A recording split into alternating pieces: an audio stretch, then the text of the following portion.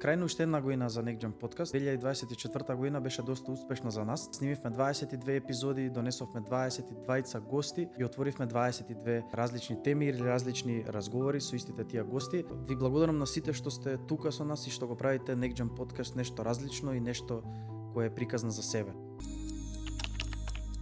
Не можеш да водиш бизнес ако си анксиозен. Го 2 пати интервјурав. Тоа што искача што проповедаат. Доаѓа пекарот, знаата била невработен. Стварно нема лесни пари. Се додека јас сум ставил храна на маса. Вреди. Не може секој да биде звезда и артист. Постои употреба и злоупотреба. Растеш без пари, си викаш дека парите се решение на многу работи. А родителство кое што фокусот го става на родителот, а не на детето. Една година Некджам подкаст. Не, он тоа више никад не може да ради. Видиш да ни е до пара.